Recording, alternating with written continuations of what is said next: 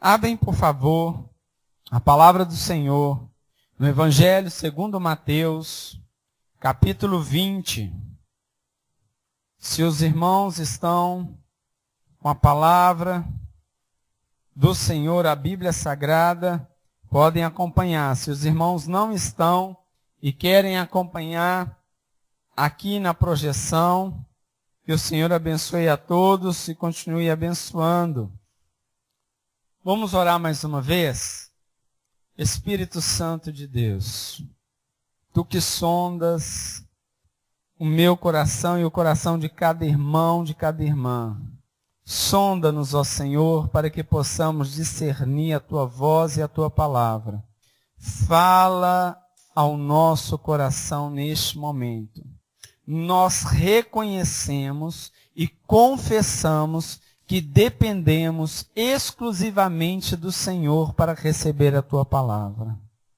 Deus, este livro é sagrado e a Tua palavra é revelação dos mistérios que estavam ocultos em Deus e que nos foi revelado através de Jesus Cristo e o Teu Santo Espírito. Por isso fala no nosso coração, porque Ele para o mundo é loucura, mas é palavra de salvação àqueles que creem. Que essa palavra seja uma palavra de exortação, de ensinamento, de cura, ó Pai, de obras maravilhosas demais, mas ela também é juízo para todos aqueles que não creem na Tua palavra. Ó Pai, nós queremos crer na Tua palavra. Nós pedimos ao Senhor que o Senhor aumente a nossa fé. Ó Deus, que ela transcenda um entendimento racional da Sua palavra e que ela passe a ser, ó Pai, uma palavra de vida e de poder para as nossas vidas em nome de Jesus. Que não sejamos somente ouvintes, mas que sejamos praticantes da Tua palavra. Ó Deus, em nome de Jesus, pedimos ao Senhor que nos dê um coração ensinável. Ó Deus, que sejamos ovelhas do Senhor, uma ovelha mansa e uma ovelha humilde, para aprendermos de Ti. Em nome de Jesus. Amém. Amém, queridos? O texto de Mateus, capítulo 20, a partir do verso 1, descreve uma parábola, a parábola dos trabalhadores na vinha. É interessante que o Senhor Jesus muitas vezes fala, não só para os seus discípulos, mas também para todo o povo, por meio de parábolas. É uma linguagem muito simplificada, muito fácil, simples como um evangelho. E ao mesmo tempo ela tem um alcance que muitas das vezes, se nós pensarmos nas técnicas mais modernas da pedagogia, a parábola é uma das mais eficazes. Ela alcança aquele que tem uma dificuldade, ou que tem uma certa facilidade, ele atinge a todos. E se nós pensarmos na eficácia da palavra de Deus, você vê que Jesus, ao anunciar as boas novas, ao ensinarmos não só aos seus discípulos, mas a nossas vidas, a parábola, ela é fácil de memorizar e é fácil de entendermos e assim se torna fácil para aplicarmos. Porque não queremos ser só ouvintes da palavra do Senhor. E aqui é a parábola da vinha. E para quem não sabe, a vinha é um lugar onde se produz uvas. Uvas, olha que foto maravilhosa. Eu não sei quais são as frutas dentro do gosto gastronômico de cada irmão, de cada irmã. Mas eu sei que ela me agrada muito. Ela me agrada muito aos olhos e me agrada muito ao paladar. Não só a uva em si, mas os produtos que podem ser produzidos através da uva. Não é verdade? Nós sabemos que também essa fruta, ela traz muitos benefícios.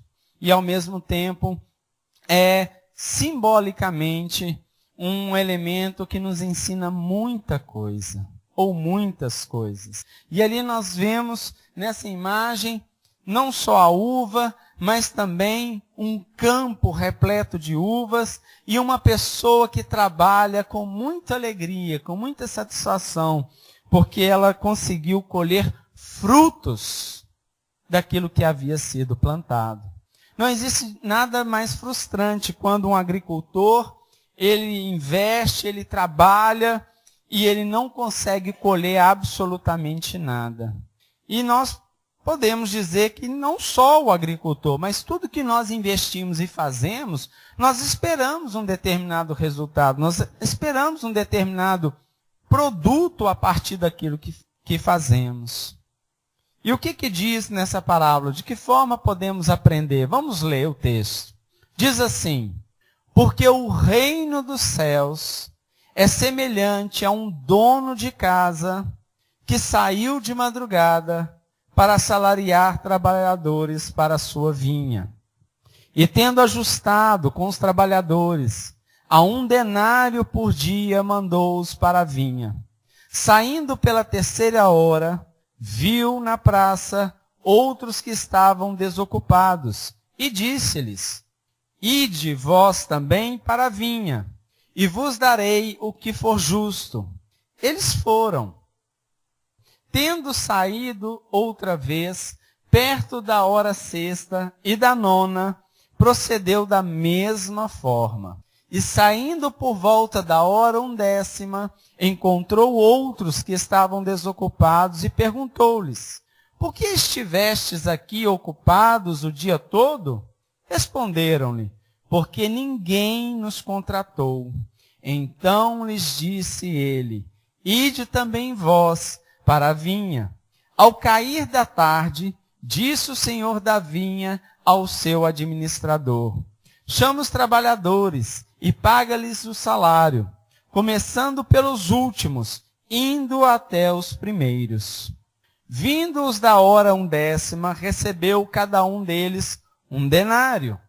Ao chegarem os primeiros, pensaram que receberiam mais. Porém, também estes receberam 1 denário cada um.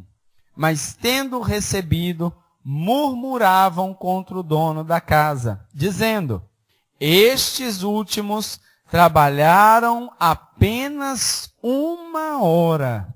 Contudo, os igualaste a nós, que suportamos a fadiga e o calor do dia.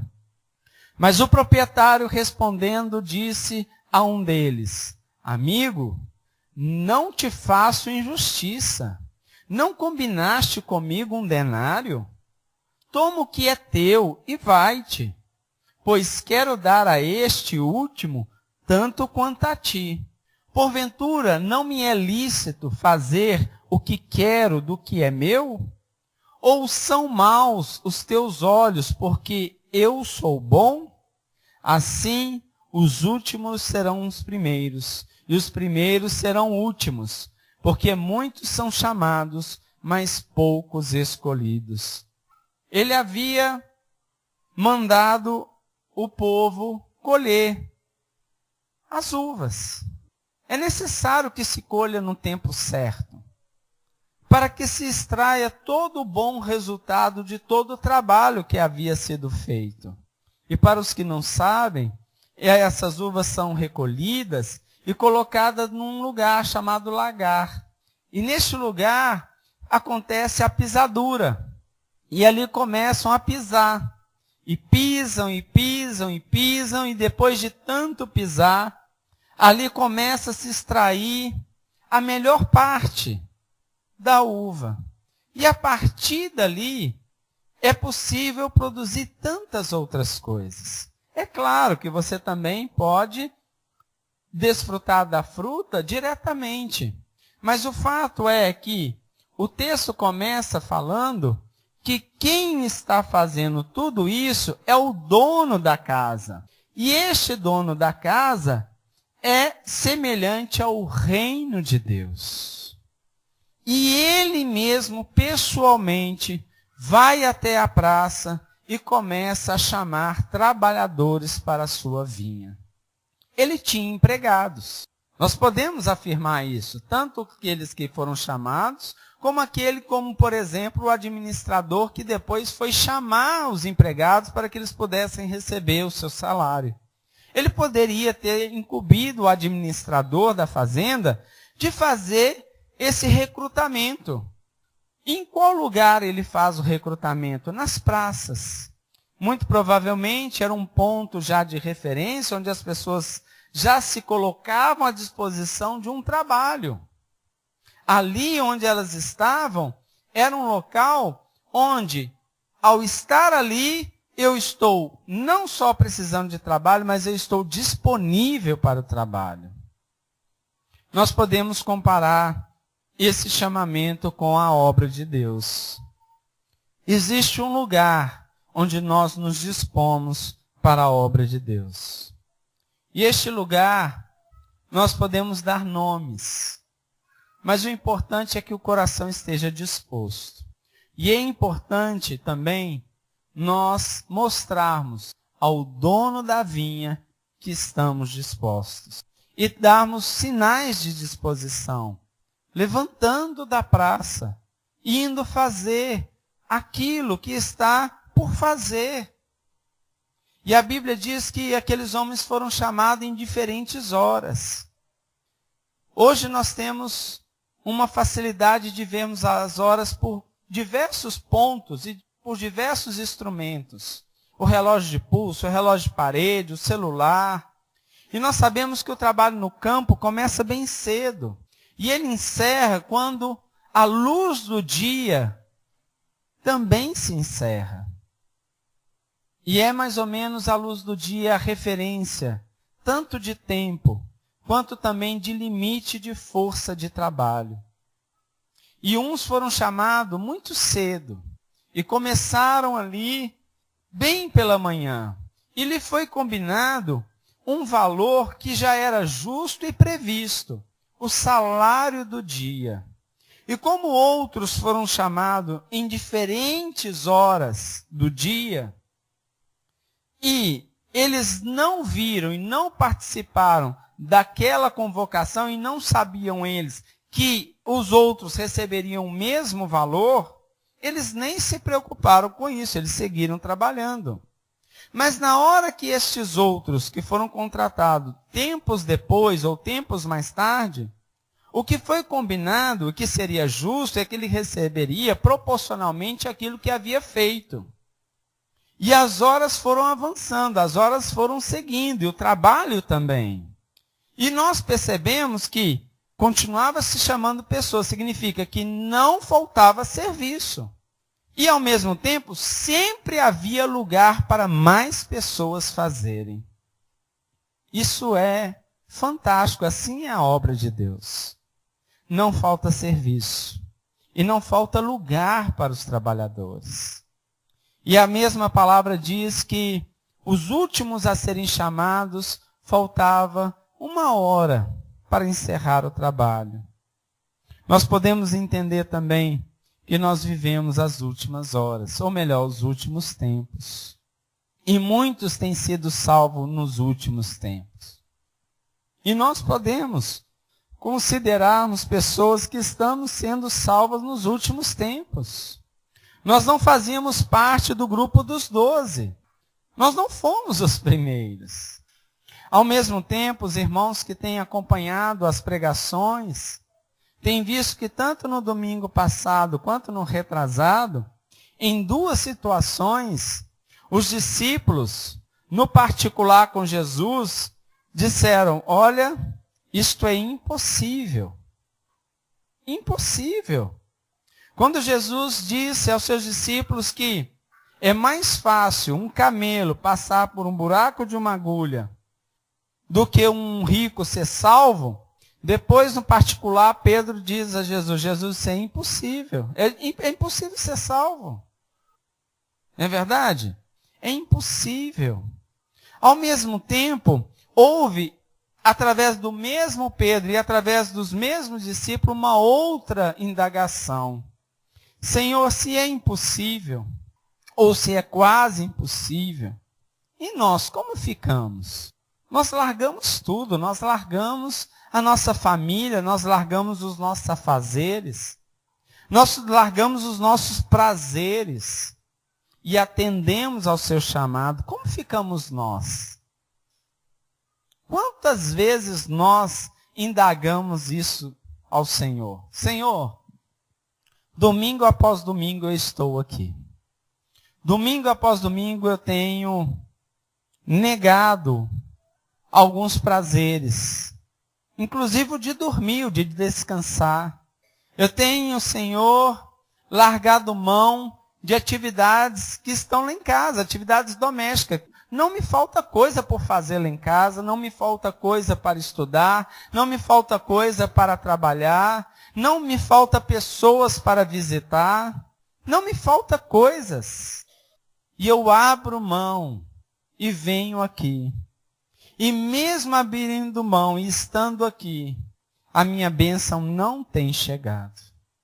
E eu tenho visto outros que não abrem mão como eu e têm recebido. E parece que não lhe faltam as coisas, parece que não lhe falta saúde, não lhe falta alegria, não lhe falta condições de pagar as contas. Parece que não lhe falta nada. E eu, Senhor? E eu? Como fico? Queridos, nessa hora, nós percebemos como somos pequenos e mesquinhos. E como somos ciumentos. Senhor, eu estou na sua obra, na sua casa, por assim dizer. E o irmão e a irmã, recém-chegada, parece que recebe as coisas mais fácil. Senhor, eu oro, eu choro, e o irmão e a irmã, orando, rindo, recebe. E eu nem chorando eu recebo. Quantas vezes pensamos isso? Se não pensamos, sentimos. Quantas vezes, através do nosso ciúme, através de tantos outros sentimentos que não procedem de Deus, nós queremos ensinar a Deus a fazer a sua obra. Ali os trabalhadores queriam ensinar ao dono da vinha a como administrar a sua vinha, a como administrar os seus bens, a como administrar a sua bondade. Nós queremos administrar a bondade do coração de Deus. Isso é muito sério. O Senhor é bom, mas deixa eu ensinar o Senhor a realmente ser bom. O Senhor é justo, mas deixa eu ensinar o Senhor um pouco a respeito de justiça. Não parece ao Senhor mais justo que eu receba isso e aquilo, ou com o meu irmão, a minha irmã receba isso e aquilo? Eu não quero, inclusive, tirar do outro que está recebendo, mas parece que é justo. A Bíblia diz que a nossa justiça é comparada a um trapo de imundícia. Essa é a nossa justiça. A pergunta que temos que fazer: é justo termos sido salvos? Essa é a primeira pergunta que temos que fazer. É a pergunta mais acertada. É justo. É justo o Senhor tendo feito todas as coisas, sustentando todas as coisas. E aquilo que o Senhor fez, e fez com perfeição, pecou, caiu, negando a sua bondade, desobedecendo a sua palavra. E esse que é justo, que nós pecamos contra ele, desce do seu trono, abre mão da sua grandeza, vem a essa terra imunda, se faz um de nós, morre na cruz, paga o preço por nós, e nos coloca na sua mesa, ou nos convida para a sua mesa, porque nós um dia cearemos com o Senhor lá no seu reino. E Ele tem preparado morada para todos nós. Nos parece justo? Isso é justo? E nós ficamos tentando controlar Deus, o seu amor, a sua justiça e a sua bondade. Eu sei que Deus é amor, mas parece que o Senhor tem amado muito mais a uns do que a outros. Às vezes agora nós não assumamos isso, não vamos assumir assim publicamente isso. Mas o Espírito de Deus que nos convence de todo pecado, da justiça e do juízo, nos mostra que em diversas situações, esses pensamentos, essas situações sobem ao nosso coração e à nossa mente. E olha que interessante, a palavra de Deus, ela nos anima, ela nos fortalece, ela nos encoraja, mas ela também nos confronta. Ela nos incomoda. Ela tira essa falsa sensação de estabilidade que temos, de segurança e de controle. Esse dono da vinha poderia fazer muito bem da seguinte forma: eu vou começar pagando os primeiros, e ao receber eles retornarão às suas casas, e quando começar a pagar os últimos, os primeiros não mais estarão aqui e eles nem saberão que receberam o mesmo valor. Ele poderia ter feito isso. Poderia ou não poderia? Claro que poderia. E saberiam depois. E ao saber depois, evitariam um problema, uma discussão, um debate, uma murmuração coletiva. Ele poderia fazer isso. Quantas vezes no nosso trabalho nós murmuramos? Quantas vezes na nossa casa nós murmuramos? Quantas vezes no ministério nós murmuramos na obra de Deus? Quantas e quantas e quantas vezes? E quando agimos assim, nós agimos da mesma maneira que estes trabalhadores.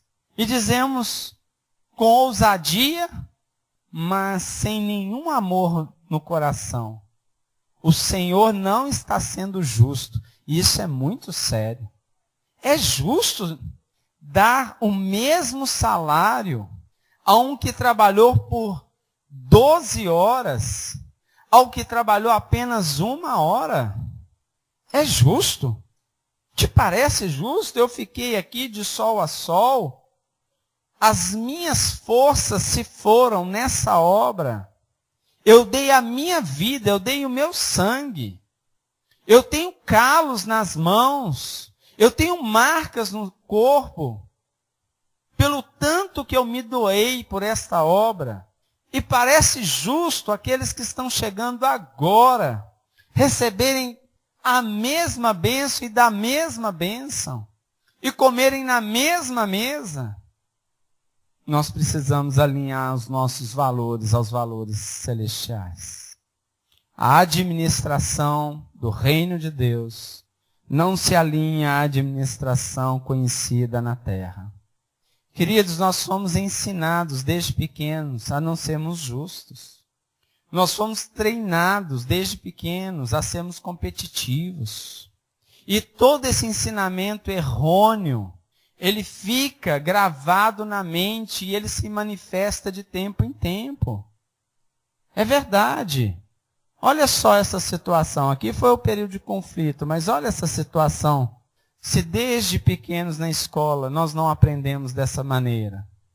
Está escrito assim: aqui é um professor sentado na sua cadeira e aqui os seus alunos. E nós sabemos que ninguém é igual a ninguém. E ele diz aos seus alunos: para uma seleção justa, ele vai fazer uma prova, ou melhor, ele vai aplicar uma prova para uma seleção justa, todos farão o mesmo exame. Parece justo, sim ou não? Todos farão o mesmo exame, todos. É justo. Qual é o exame? Escalar aquela árvore. Escalar a árvore. É a mesma atividade para todos, não parece justo? Não parece justíssimo? Por que não? Nós fizemos isso durante toda a nossa carreira escolar. Nós fazemos isso dentro dos nossos lares. Nós definimos as tarefas domésticas. Mandamos que todos os filhos façamos aquela tarefa. E aquele que não consegue, nós penalizamos. Na escola somos penalizados quando não conseguimos atingir a meta estipulada por aquele exame. E muito provavelmente queremos repetir isso aqui na igreja do Senhor. Bom, aqui nós temos um cachorro. Vai subir na árvore. Aqui nós temos uma foca. vai subir na árvore. Aqui nós temos um peixe, vai subir na árvore. Aqui nós temos um elefante, vai subir, talvez vai derrubar. E depois de derrubar, que estiver no chão, ele sobe nela. Aqui nós temos um pinguim, vai subir na árvore.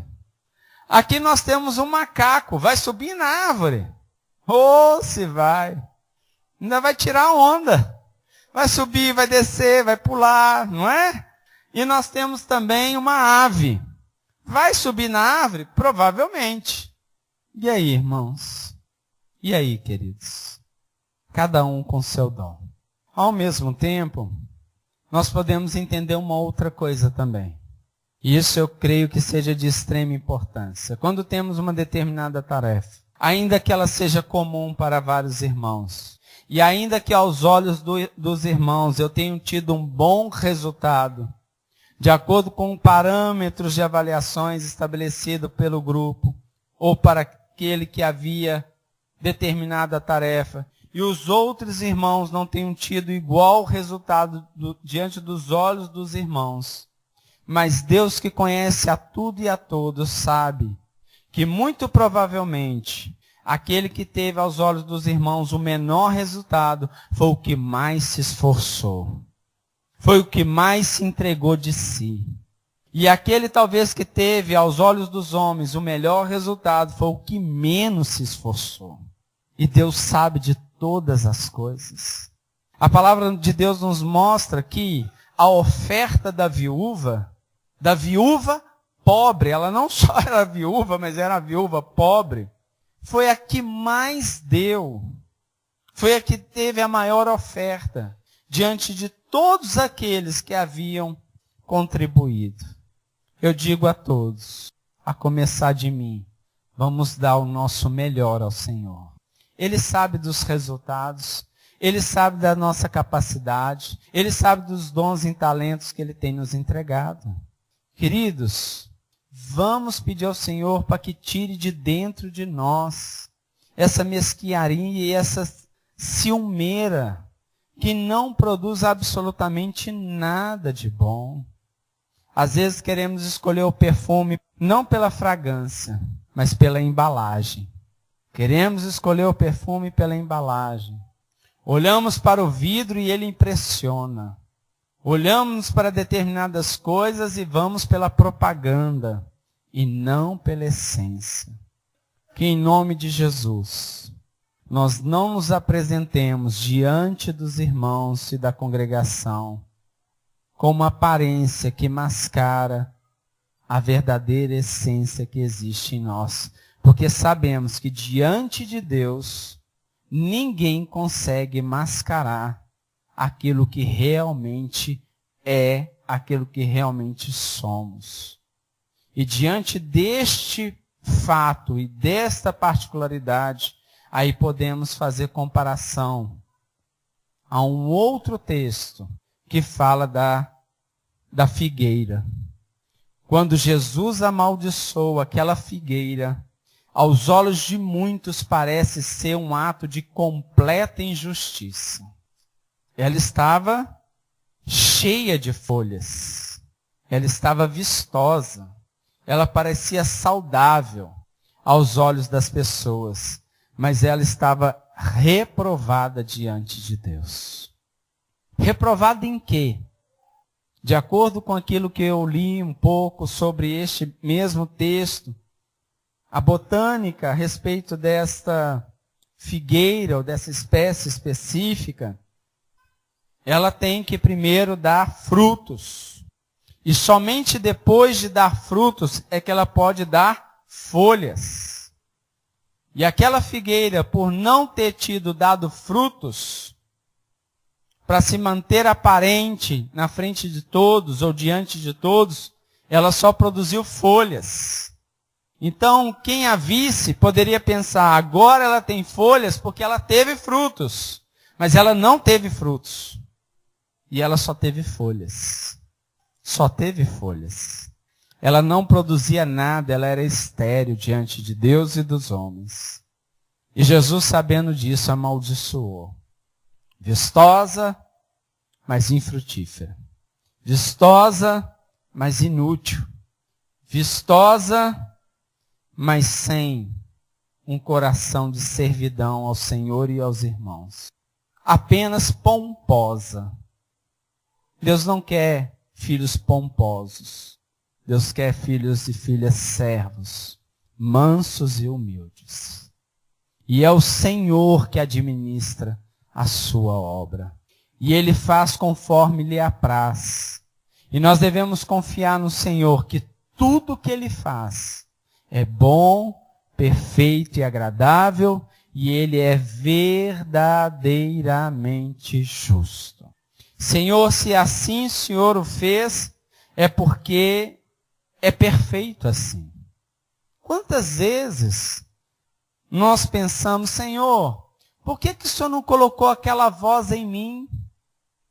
Queridos, eu não sei tocar instrumento nenhum. E não me falta vontade. É verdade. Mas eu não tenho esse dom. Meu avô era maestro, com discos gravados. Ele tocava todos os instrumentos. E eu não tenho, eu não recebi. Ah, mas você pode treinar, eu sei. Mas dom mesmo só se Deus me der, porque ainda não recebi. Para que eu quero o que é do outro? Se Deus já reservou o melhor para mim e para você, meu irmão e minha irmã. E por que não usa o melhor de Deus na sua vida? Começa a usar, dia após dia, momento após momento. E vamos deixar de lado todo o ciúme. Deus é justo, Deus é bom, Deus é perfeito. E para tudo Deus tem um propósito. Deus tem um propósito muito bem definido para a ave, para o macaco, para o pinguim, para o elefante, para o peixe, para a foca, para o cachorro. E se todos obedecerem o ID, todos serão felizes. Todos podem fazer o melhor de Deus naquilo que Deus havia confiado a cada um deles. E pode ter certeza, as bênçãos do Senhor virá sobre a sua vida, sobre a nossa vida. Em nome de Jesus. Para encerrarmos a compreensão desse texto, a leitura e a análise desse texto, eu peço aos irmãos que abram comigo a palavra de Deus, eu não vou projetar. Na primeira carta aos Coríntios, capítulo 13, que fala sobre o amor é o dom supremo. A Bíblia afirma que Deus é amor. Deus é amor. E o verdadeiro amor lança fora todo medo, toda mesquiaria, todo ciúme. O amor de Deus lança fora. Queridos, se o amor de Deus não estiver em nós nada seremos e nada poderemos fazer para o Senhor. É com amor que nós servimos. E é com amor que nós permanecemos na sua presença. E o que diz a respeito do amor? O amor é o dom supremo. E eu passo a mostrar-vos ainda um caminho sobremodo excelente. Ainda que eu fale as línguas dos homens e dos anjos, se não tiver amor, serei como o bronze que soa, ou como o símbolo que retine. Ainda que eu tenha o dom de profetizar e conheça todos os mistérios e toda a ciência, ainda que eu tenha tamanha fé, a ponto de transportar montes, e se não tiver amor, nada serei. E ainda que eu distribua todos os meus bens entre os pobres, e ainda que entregue o meu próprio corpo para ser queimado, se não tiver amor, nada disso me aproveitará. O amor é paciente, é benigno. O amor não arde em ciúmes, não se ufana, não se ensoberbece, não se conduz inconvenientemente, não procura os seus interesses, não se exaspera, não se ressente do mal, não se alegra com a injustiça, mas regozija-se com a verdade. Tudo sofre, tudo crê, tudo espera, tudo suporta. O amor jamais acaba, mas havendo profecias, desaparecerão, havendo língua cessarão, havendo ciência passará, porque em parte conhecemos e em parte profetizamos. Quando, porém, vier o que é perfeito, então o que é em parte será aniquilado. Quando eu era menino, falava como menino, sentia como menino, pensava como menino. Quando cheguei a ser homem, desisti das coisas próprias de menino. Porque agora vemos como em espelho, obscuramente, então veremos face a face. Agora conheço em parte, então conhecerei como também sou conhecido. Agora, pois, permanecem a fé, a esperança e o amor. Estes três, o maior destes é o amor. Não queremos ser como crianças pequenos na fé. É necessário que cresçamos. É necessário que o amor verdadeiro de Deus se manifeste em nós. Aproveite que o texto está aberto em 1ª carta aos Coríntios, capítulo 13, e retorne 2 capítulos e vá para o capítulo 11, a partir do verso 17. Porque veremos o verdadeiro amor de Deus sendo manifesto no meio de nós. E nós, em obediência ao Senhor, nós cearemos com os irmãos e com o Senhor. Aqui está a prova do verdadeiro amor do Senhor pelas nossas vidas. Senhor Deus e Pai, graças te damos pela manifestação do teu grande amor, do teu eterno amor. Ó Senhor, a palavra de Deus nos diz que o Senhor nos amou de tal maneira que enviou o teu Filho amado, Jesus Cristo, para morrer em nosso lugar, para pagar o preço, ó Pai, em nosso lugar. E aqui nós temos a ceia do Senhor e os elementos. Aqui que temos é o pão e o suco. Eles representam os elementos do sofrimento da cruz do Calvário. Aqui nós temos o pão que representa as dores que o Senhor teve no teu corpo. E o teu corpo foi moído e transpassado. E nós temos também um suco que representa o sangue que foi vertido na cruz do Calvário para salvar-nos, para nos redimir de todo pecado. Deus, em nome de Jesus, com reverência, com amor, com temor e tremor, e com fervor no coração, nós queremos participarmos desse momento. Mas que o Senhor nos prepare para este momento. Por esta razão e por essa importância, nós sabemos que para participarmos deste momento é necessário que tenhamos plena consciência da obra da cruz e que sejamos todos batizados nas águas, salvos em Jesus Cristo. Por isso nós consagramos esses elementos ao Senhor e às nossas vidas.